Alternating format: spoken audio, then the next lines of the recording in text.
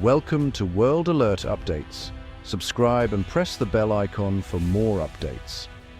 Tonight, we take you to the heart of the West Philippine Sea, where turquoise waters have become a flashpoint for international tension.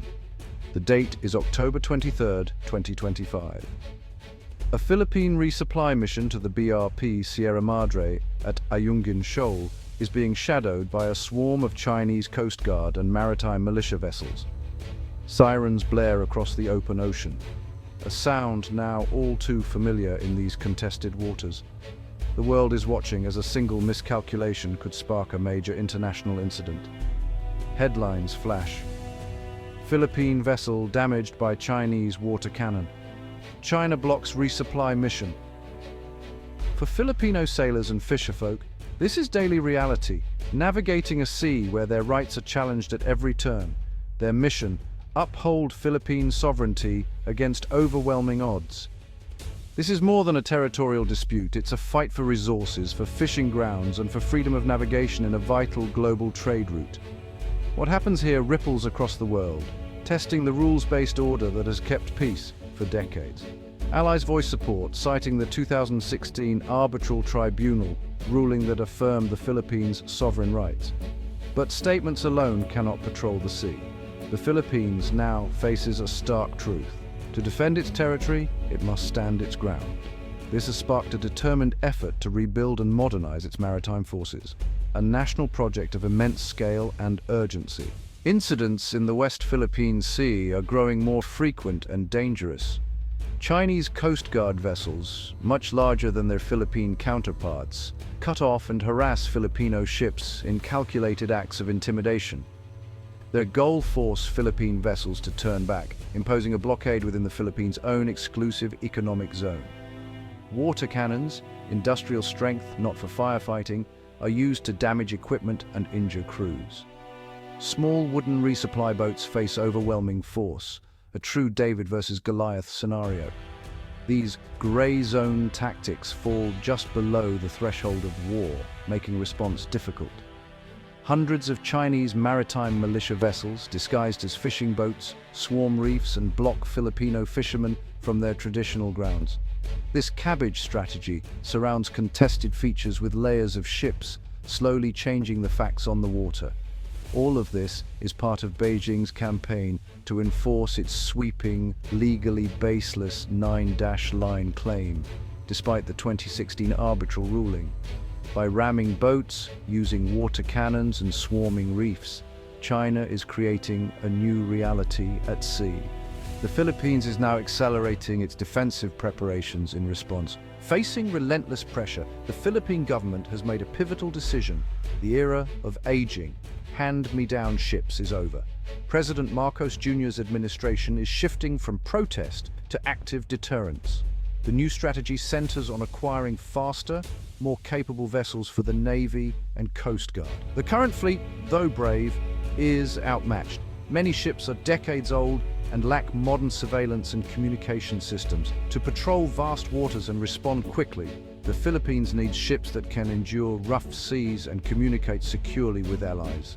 This modernization is about more than hardware. It's about morale and national pride. New ships send a message. The government is taking action to defend national dignity. Each vessel is a symbol of resolve, inspiring confidence at home and seriousness abroad. The push for a modern fleet is a direct response to the changing security environment. Diplomatic protests alone are not enough. Credible defense is essential. By investing in a modern Navy and Coast Guard, the Philippines is building a foundation for a more secure future. The centerpiece of the Navy's modernization is the arrival of new, powerful warships. Leading the charge are the Jose Rizal-class frigates, modern, missile-armed, and capable of anti-air, anti-surface, and anti-submarine warfare. These ships represent a quantum leap in capability, projecting power and deterring aggression far from Philippine shores. The Navy is also set to receive new Miguel Malvar-class corvettes, equipped with advanced combat systems and weaponry. Talks with France for Scorpène-class submarines could soon give the Philippines a stealthy, potent deterrent. The Coast Guard, too, is transforming. Thanks to Japan, it now fields large, high-endurance patrol vessels like the BRP Teresa Magbanua and BRP Melchora Aquino. These ships conduct sovereignty patrols, search and rescue, and document aggressive actions at sea.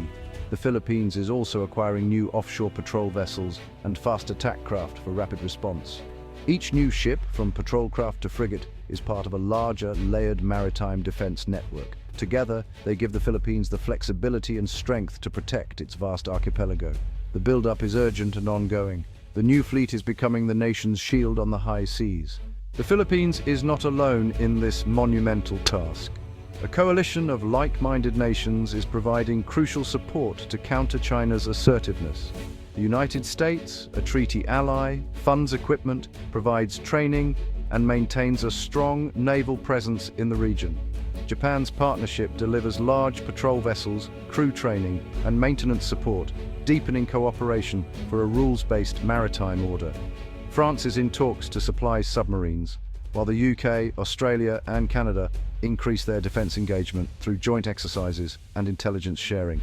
These partnerships send a clear signal. China's actions are a global concern. International cooperation brings more than ships. It builds the Philippines' own defense industry and skilled workforce. Technology transfer and local participation create jobs and expertise. Joint exercises with advanced navies enhance professionalism and interoperability. The Philippines is becoming a more capable partner, able to work seamlessly with allies in any crisis. Global support is strengthening the country's resolve and capacity to defend its sovereignty. For decades, the armed forces of the Philippines focused inward, battling insurgencies and separatist groups. The army dominated budgets and attention, while maritime borders were left vulnerable. But escalating tensions in the West Philippine Sea have forced a historic pivot. The government now recognizes that the greatest long-term threat lies at sea, not on land. The AFP is shifting from internal security to external, territorial defense, a monumental change in strategy and mindset. Modernization plans now prioritize the Navy and Air Force, reallocating resources and restructuring forces for maritime threats. The military is training for maritime surveillance, anti-ship warfare, and joint operations with allies. The goal: build an archipelagic defense capable of controlling seas and airspace around the islands. The transition is complex, but the direction is clear. The Philippines is transforming into a modern force, ready to defend its territory against state-level threats. The transformation is guided by the revised AFP modernization program, broken into 3 phases: Horizons. Horizon 1 plugged basic capability gaps. Horizon 2, now underway, brings major platforms like new frigates and air defense radars. Horizon 3, running until 2028, is the most ambitious, a 2 trillion peso investment to fully equip the AFP with credible defense. For the Navy, this means more frigates, corvettes, offshore patrol vessels, and the country's first submarines. Funding is a challenge, but the leadership is committed, knowing the cost of inaction is far greater.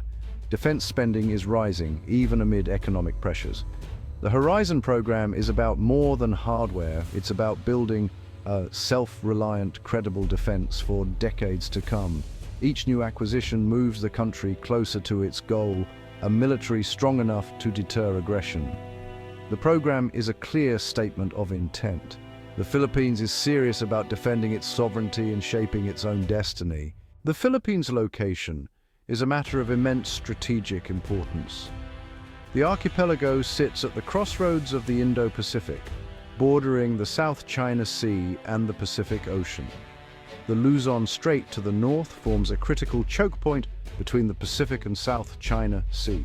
Control of these waters influences regional security and global trade. For allies like the US, Japan, and Australia, a strong Philippines is essential for maintaining open sea lanes. An adversary in control here could threaten regional stability and global commerce. That's why so many nations are eager to partner with the Philippines. Strengthening its defense is an investment in their own security. A capable Philippine Navy and Coast Guard help uphold the rules-based order and keep sea lanes open. The nation's geography gives it a heavy responsibility, and its modernization is crucial for regional peace. The final piece is strengthening alliances and forging new defense agreements. The Mutual Defense Treaty with the US has been revitalized, expanding joint exercises and clarifying commitments in the South China Sea. The Philippines is also deepening ties with Japan through a reciprocal access agreement and with Australia through joint sea and air patrols. These alliances create a network of security cooperation, allowing for greater interoperability and intelligence sharing. The sight of Philippine warships patrolling alongside American, Japanese, and Australian vessels sends a powerful message of deterrence. Collective security is the goal, recognizing that no single nation can face these challenges alone. By working together, the Philippines and its partners uphold freedom of navigation and a rules-based order.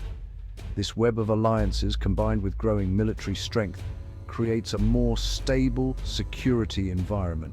It raises the cost of aggression and provides a path for peaceful dispute resolution. A stronger, more connected Philippines is a vital anchor for peace in the Indo-Pacific.